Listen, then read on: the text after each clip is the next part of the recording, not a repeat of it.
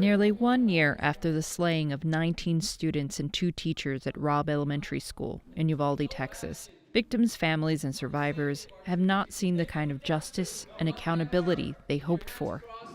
We're here for the children. So are we.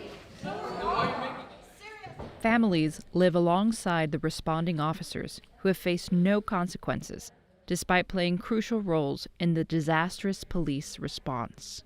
We have to walk past all them, and who's been held accountable? Who's been fired? These kids are dead.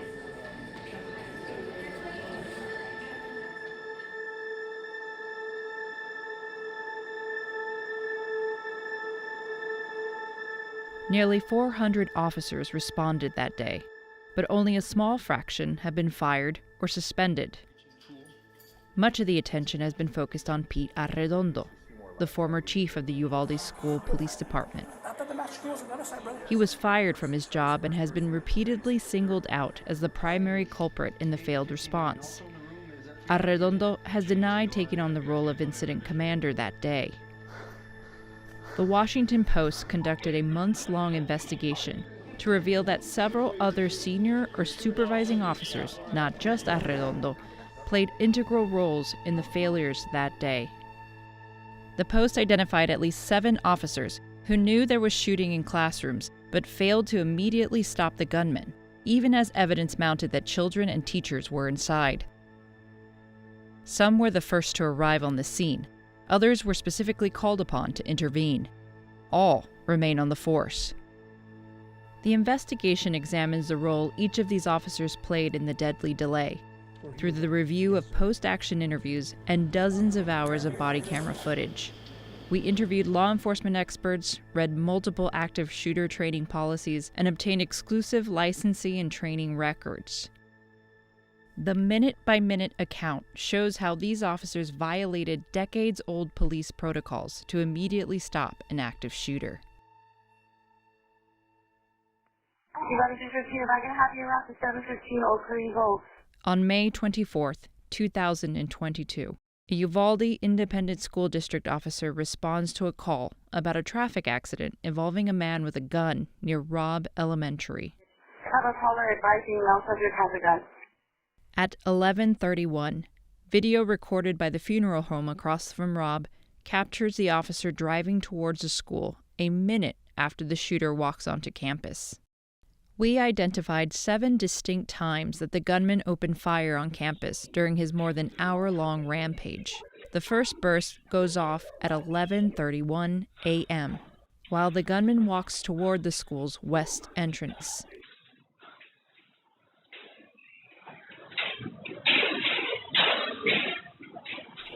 Uvalde Police Sergeant Daniel Coronado is one of the first 4 officers to respond to Robb. He parks near the school and takes cover from the sound of gunfire outside. Uvalde police policy states that ideally, the first 2 to 5 officers should form a team to enter the building and, quote, stop the violence. At least 3 officers, Coronado and 2 others from the Uvalde Police Department, are together just outside school grounds before the shooter enters the building at 11:33 a.m. In the post-review of dozens of hours of video and radio communications from the day, no one is heard explicitly taking command, not in those crucial first moments, and not for the entire 77 minutes the gunman was inside the building. In room 109, Elsa Avila, a 4th-grade teacher, hears a female voice saying, "Get in your rooms." She immediately locks her classroom door. So we all ran to the opposite corner in the room, away from the door and the windows. The gunman enters the building and fires into classrooms 111 and 112. In room 111, teacher Arnulfo Reyes tells his students to hide under their desks. I looked to the door and I saw a shadow standing there, and then I just saw the fire of the gun, and I got hit and I went to the ground. After I had fallen, he came around and he shot the students there under the table. Outside the school, Coronado, thinking that the shooter was trying to escape police by running through the school building, tries to intercept him on the other side of campus. So immediately I jumped back in my Tahoe and took off. After parking his vehicle on the east end of the school, but seeing no sign of the shooter there, Coronado runs back to the west side. What? In front of Coronado is Pete Arredondo, school district police chief at the time.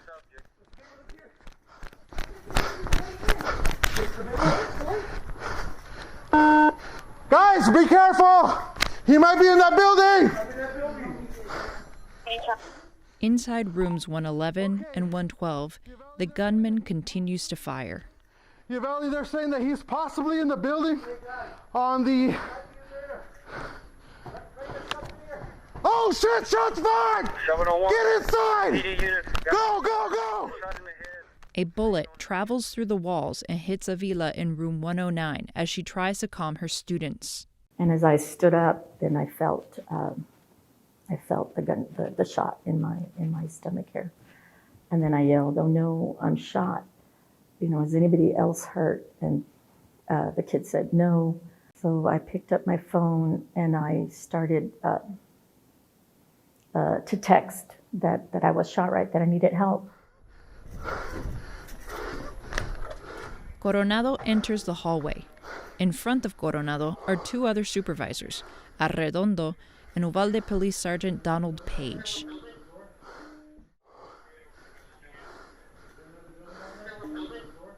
On the other side of the hallway are a handful of officers, including two supervisors, Uvalde Police Lieutenant Javier Martinez and Uvalde Police Sergeant Eduardo Canales. The officers take up positions with their guns drawn. Martinez, Page, and Canales stand closest to the rooms.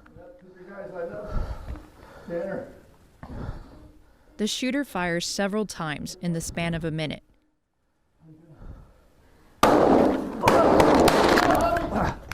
Martinez and Canales are injured by fragments of building material. Fuck. Am I bleeding? Am I bleeding? Am I bleeding? Okay. Let's do this. Let's activate the SWAT team. Yeah, SWAT. For more than 2 decades, officers have been trained not to wait to stop an active shooter, according to police protocols.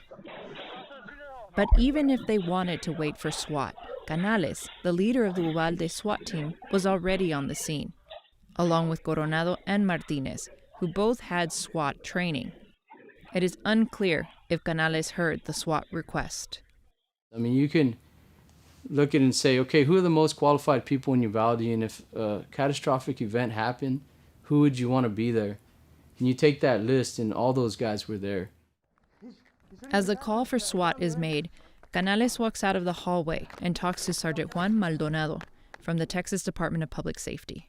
Maldonado, the first state police officer disciplined after the massacre, was given the option to resign. However, records obtained by the Post show he started at the Zavala County Sheriff's Office part-time in April. He's in the class. Fuck. Dude, if I got shots fired, we're gonna be in the building, the west side. Dude, we gotta get in there. We gotta get in there. He just keeps shooting. We gotta get in there. Inside, Martinez approaches the classrooms 2 more times. It's a school. Yeah. I mean, yeah, you're gonna assume there's kids in there. The shooter fires again.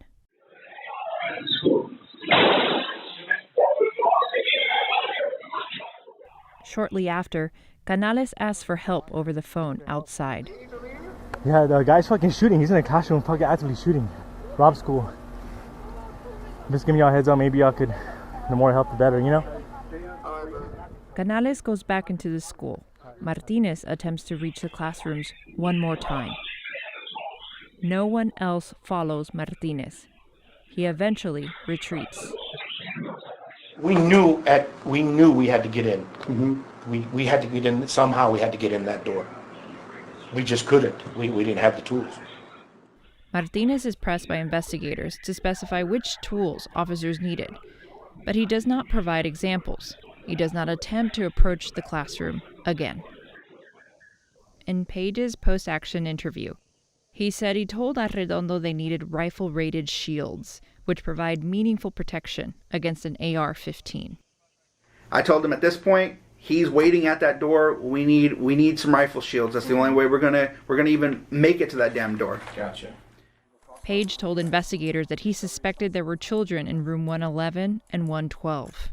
I mean, as much as he was shooting, I mean, he had been shooting at something. But he did not attempt to go to the classroom because the officers' positions were what he called a fatal funnel, or a doorway where officers can be easily ambushed. I'm okay with dying, but I ain't suicidal. Hey, man, I got you, man. According to experts, officers are taught to stay out of the fatal funnel in most circumstances. But during an active shooter situation, training instructs officers to stop the threat, placing their safety second. Training also states first responders should not approach with reckless abandon for safety. Nearly 4 minutes after Coronado runs from gunshots in the hallway, he announces over the radio that the shooter is barricaded. In the school, on the west side of the building, he's contained. We got multiple officers inside the building at this time. He believes he's barricaded in one of the offices. Messed up is still shooting. He is the first to radio this message, according to a review of body camera footage and available audio.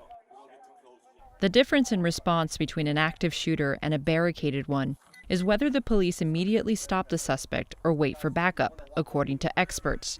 In an active shooter situation, an officer assumes the suspect's intent is to kill, while a barricaded shooter is contained and not actively presenting a threat. A barricaded subject could become an active shooter if they open fire. Uvalde school training states that time is the number one enemy during an active shooter response. Coronado tells investigators that he called it a barricaded subject because he didn't see any visible signs of injuries. You don't see any bodies. You don't see any blood. You don't see anybody yelling, screaming for help. Those are motivators for you to say, hey, get going, move. But if you don't have that, then slow down. But he had heard active shooting nearly 4 minutes before he described the suspect as barricaded. The police keep claiming, or in videos we see them, a lot of them in their body cams are saying, no, there's no kids in there. Some are saying, yes, there are. And some, no, it's too quiet. There's nobody in there. I'm like, hello, we're in a lockdown. Don't they know what we do in a lockdown? We are quiet. Texas Department of Public Safety radio communications showed this message of a barricaded subject is repeated over and over again, at least 10 different times, according to the Post's review of available audio. No, ma'am. He's just barricaded in the building. Description: he is barricaded at this time. And he's barricaded. He is barricaded. Is barricaded. Subject barricaded. Is barricaded. Subject is barricaded. He's still barricaded. Is barricaded at the school. This narrative was so widespread that anxious parents waiting at the school started hearing it. And I was like, well, what's going on? I was asking everybody, like, what's going on? And that's when they started telling me that there was a shooter that was inside the school. And that's when my heart started racing. I said, no. Then that's when the rumors started there at the front of the school, and it was about, well, they shot some officer and that he was barricaded in one of the rooms and they have him there. And more than 10 minutes after the first officer arrived on scene, and no one has radioed that they have command. There was no one in there one person calling shots. It was, if someone had a friggin' idea, we went with it. Coronado asked Uvalde Police Dispatch for equipment and backup. 309, any available unit, go ahead and bring shields as from the PD, please. Can you contact DPS as well? I'm sure they're aware. What other equipment do you need from the PD? Tip for whatever we have. We're definitely going to need some flashbangs if we have any. The non-lethal munitions Uvalde police brought would never be used to confront the shooter. Coronado's body camera picks up an officer confirming with school administrators that students are likely inside the room with the shooter. 422, the units. The classroom should be in session right now. The class should be in session, Ms. Mireles. 19, your status? Oh no. Coronado is now aware that Officer Ruben Ruiz's wife and her students are likely inside the classroom where the shooter is located. He does not attempt to go inside and stop the shooter. I still couldn't believe that his whole mission was to take out kids. Never. You know what I mean? It doesn't cross your mind. I think at that moment I still was thinking, okay, maybe he's engaging officers or he's just shooting to get away. Uvalde County Constable Johnny Field is an elected official with extensive training experience and, according to Arredondo's post-action interview, was a former SWAT member. Field arrives on the north side of the hallway around 11:41, according to body camera footage, and gets on the phone with Arredondo, he told investigators. He said, yes, he's barricaded in that, or he's in that classroom. We're trying to make sure all the children are out. Can you verify that all the children are out on that end? So, yes, hung up. Waiting to clear students from the classroom surrounding 111 and 112 was one of the reasons officers gave for not engaging the shooter immediately. But Avila and her students aren't evacuated from her classroom for over 40 minutes. They listen to footsteps outside the classroom door, waiting for someone to say, "We're here to help." At one point, the footsteps belonged to Martinez and Coronado.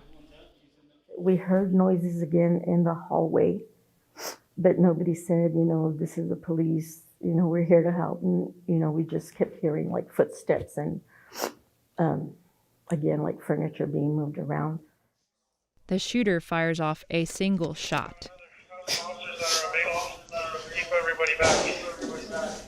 Canales, Martinez, and Field are inside and within earshot of the round. They do not make any attempt to engage the shooter.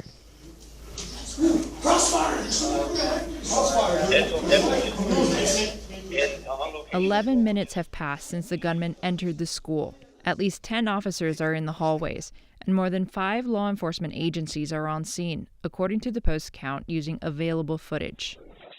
4 minutes later, inside room 109, Avila makes one last plea for help. My last text was to my principal at like 11:48, and I told her I'm shot, I need help, and she said, I know, help is on the way, and then I texted her back, help. Coronado is 50 feet away from Avila.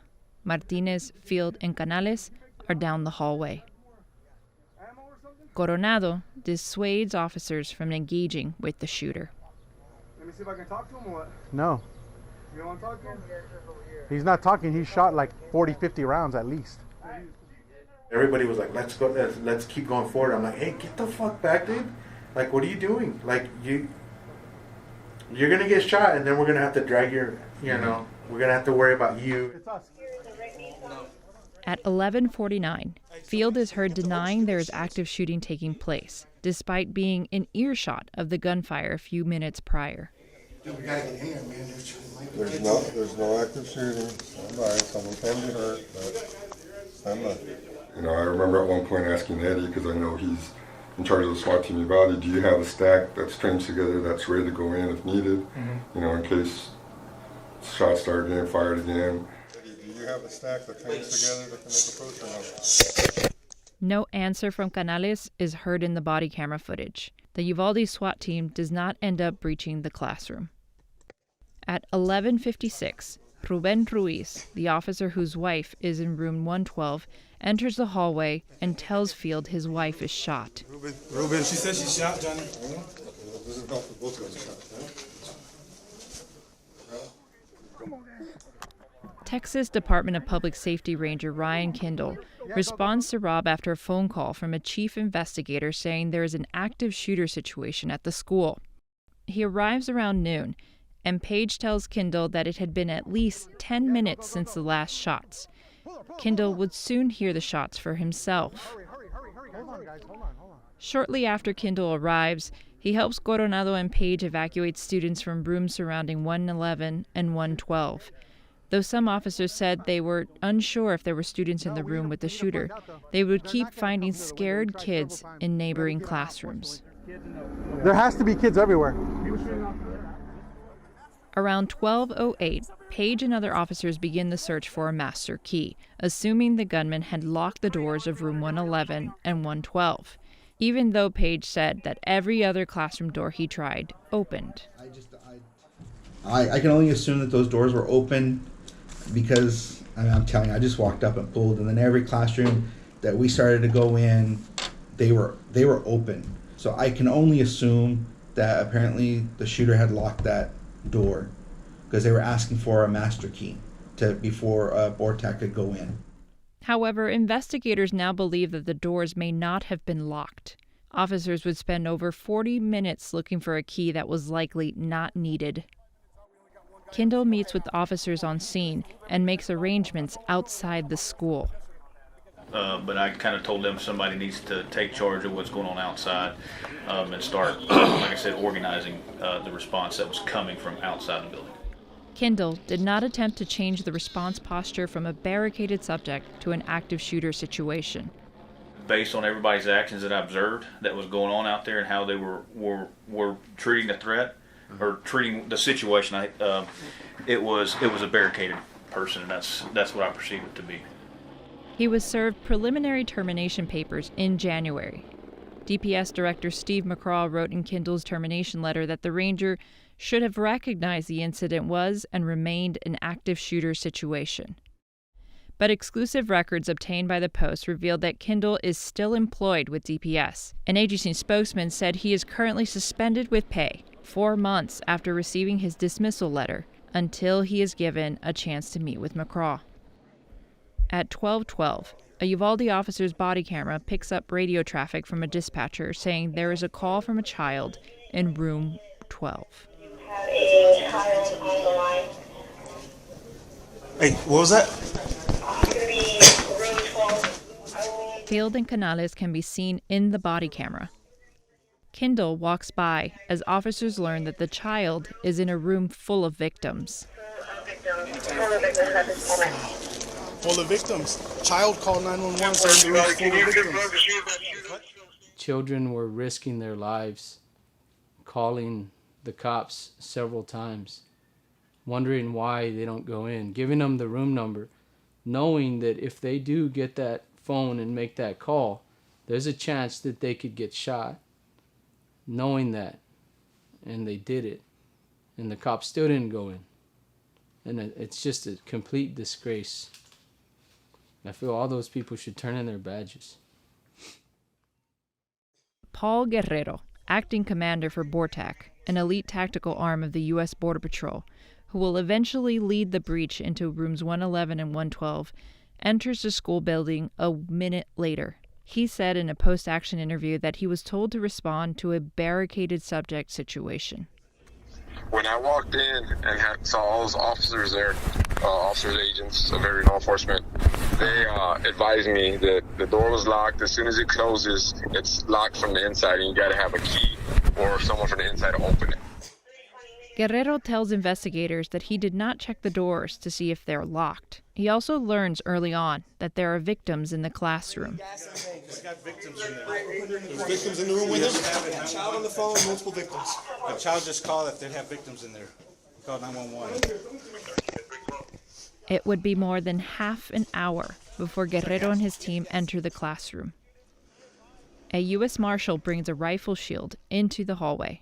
According to the Texas House Investigative Report, this is the first rifle-rated shield brought inside. Just as the marshal walks inside, the shooter fires off his last rounds before the breach. We have one. I know. Cover. Take. Cover. Go forward a little bit. When the shots are fired, Field, Canales, Kindle, and Guerrero are on the north end of the hallway, and Martinez and Coronado are on the south. They all visibly react to the sounds. Though they heard the shots, it triggered no change in the response. Jerry Mata is outside the funeral home. The gunshots, I mean, you can hear them.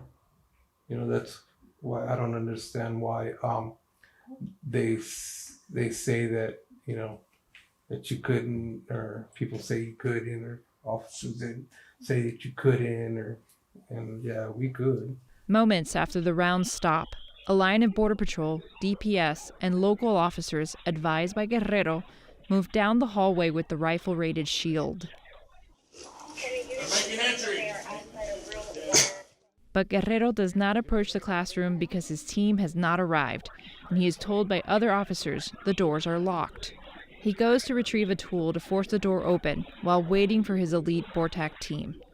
49 minutes have passed since the gunman entered the school. At least 30 officers are in the hallway, and more than 8 law enforcement agencies are on scene, according to the post count, using available footage. While Guerrero searches for a breaching tool, Reyes listens to officers trying to repeatedly make contact with the shooter. I could hear them again. Sir, if you can hear me, please put your firearm down, sir. We don't want anybody else hurt. And I thought, okay, for sure they're going to come in this time. They're going to come save us. They never came in. Over the next 30 minutes, officers finish evacuating students and teachers from surrounding classrooms. Avila is evacuated at 12:26, nearly an hour after she was shot. Double check, it's cleared. Teacher's out. Officers continue to test out different keys on doors where the shooter is not located. No, we're testing keys. As they wait, officers ask whether there are injured students inside rooms 111 and 112. We don't know if he has anybody in the room with him, do we? I think he does. He does? 8 or 9 children.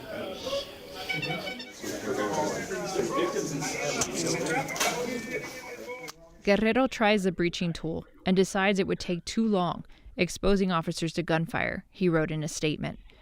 He decides to wait even longer for a master key and his team. Guerrero waits almost 40 minutes in total to confront the shooter, despite the fact that more than half of his breaching team was already in place during that time, according to a review of post-action interviews and body camera video. After locating a master key, Guerrero and his team enter the classrooms at 12:50. I went up there with a key. I never checked it. I stuck the key straight in and opened it. Canales, Martinez, Coronado, Field, Page, and Kindle are not a part of that group. They find and kill the shooter in room 111 after 77 minutes had passed since the gunman entered the school. Officers gave at least 12 orders to hold back and not enter the classrooms. Just wait. Chief's in charge right now. Hold on. We're waiting for more shield safe doors. No entry till the chief of police gives you permission then. Alright, someone can be hurt, but... Tell them to fucking wait. Don't shoot.